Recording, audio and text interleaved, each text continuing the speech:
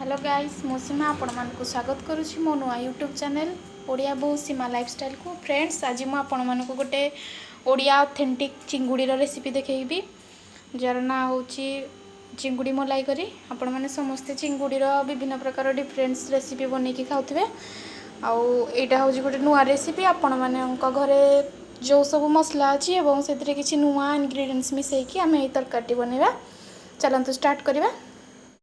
यही चिंगुड़ी मलाई करी बनवाई आमको जहाँ सामग्री अच्छे से गुड़िक देखने प्रथमे प्रथमे आमको किसी चिंगुड़ी माछ दरकार। ता सहित मुझे किसी कटा पियाज किसी गोलमरीच डालचीनी गुजराती शाही जीरा तेजपत्र गोटे सुखिला लंका कंचा लंका लंका आप निज राग हिसाब से नहीं पारे। अधिक लंका चाहिए अधिक राग कि कम लंका व्यवहार करेंगे। ता सहित आम ये नहीं किसी धनिया पत्र और किसी कटा टमाटो यहाँ गोटे बड़ टमाटो काटिक नहीं आप निजर आवश्यकता हिसाब से नहीं पारे। ता सहित ये मुझे अदा रसुण बटा एवं काजू चारमगजर पेस्ट एवं सुखिला मसलार मुझे काश्मीरी रेड चिली पाउडर हल्दी गुंड कस्तूरी मेथी गरम मसला अल्प टिके लंका गुंड एवं मीट मसला। एवं चलतु प्रस्तुत करिया। प्रथम आम चिंगुड़ी लुण हल्दी गोले नवा। एबे आम चिंगुड़ी को गोटे बड़ जगह को ट्रांसफर करदे। एथिरे आम एबे दबा लुण आ हलदी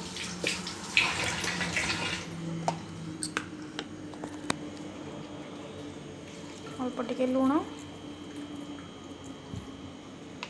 टिके हलदी गुंड तो भल भाव में गुड़े नवा।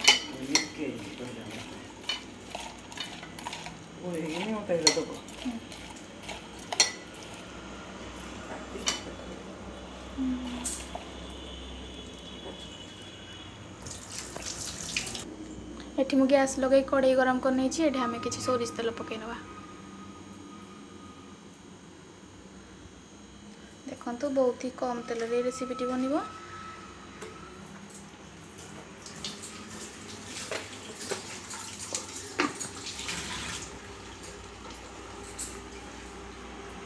एबे हम तेल को पूरा कड़ाई सबड़ लगे नवा। पकबो आम चिंगुड़ी गुड़ पकई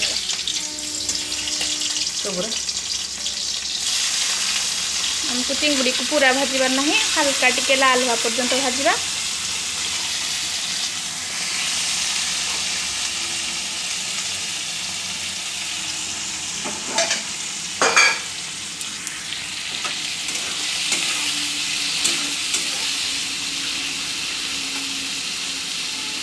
जो मैंने मो चैनल को नुआ देखुं से मो चैनल को लाइक शेयर और सब्सक्राइब करूँ और मत बहुत सारा भल पाइबा दिंतु।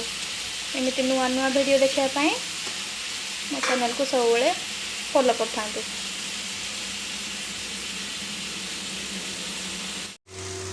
आम आउे गैस ऑन करवा।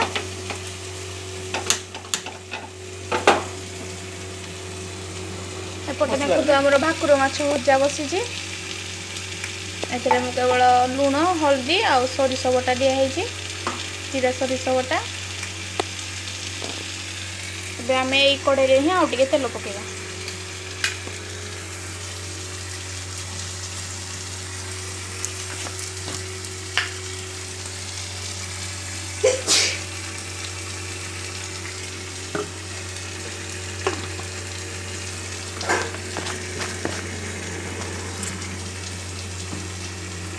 तेल को भल भाव राखिया दबा।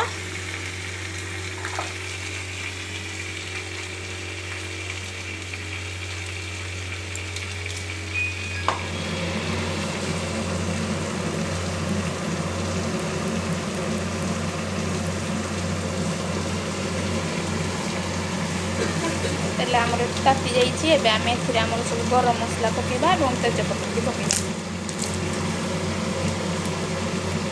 सहित आम देवा शाही जीरा गोलमरीच गुजराती डालचीनी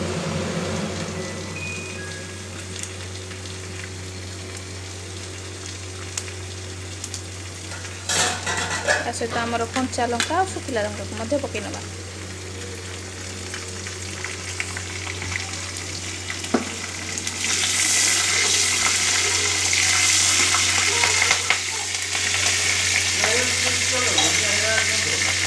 तो चालू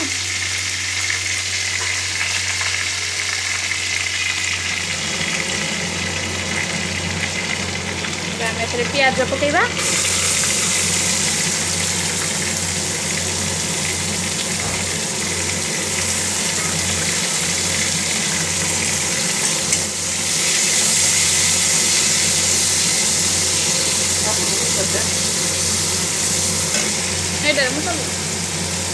बड़ा भाकुर माछ को उठे ना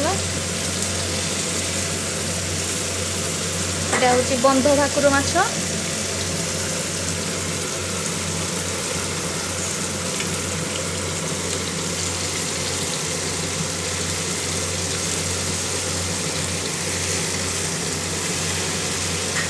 केते सुंदर पीस गुड़ी होइछि।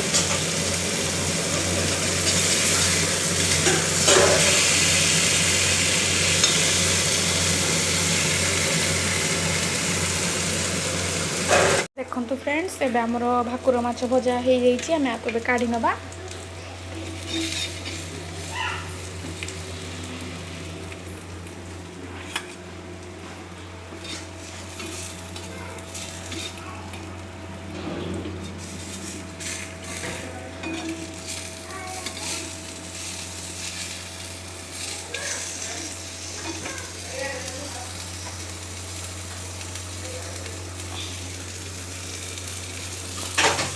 देखंतु फ्रेंड हमर मसला टी केते कलरफुल होइछे एवं भल भाव रे फ्राई मध्ये होइछे। बे आमे आलू चेक करनबा सिझिछि ना नाही।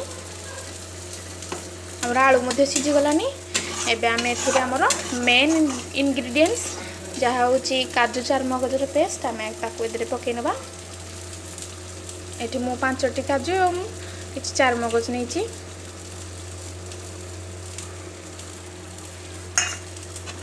आमे को गोळे नबा। बास तो टिके समय फुटिया छाड़ा।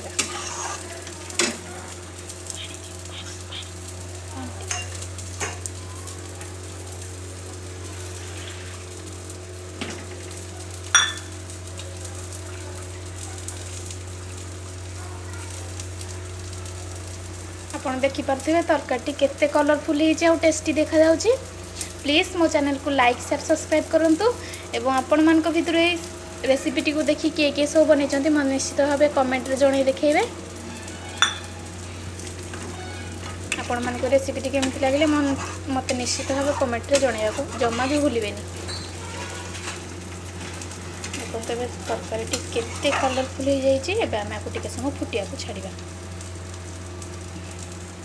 एपटे हमर बाकी भाकुर माछ को भजिया पई बसै दैछि। देखंतु फ्रेंड्स एबे करीटी हमर प्रायतः रेडी हो जाइछि। केते कलरफुल है कि फुटुछि आपण माने समस्त देखि पारुथबे।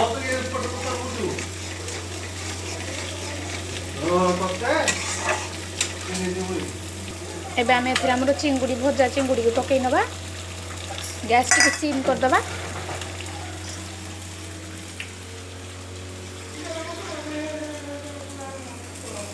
आपण झोल रखिबा हिसाब रे पानी देबे। एबे कोमे गोळै नबा भल भाग रे।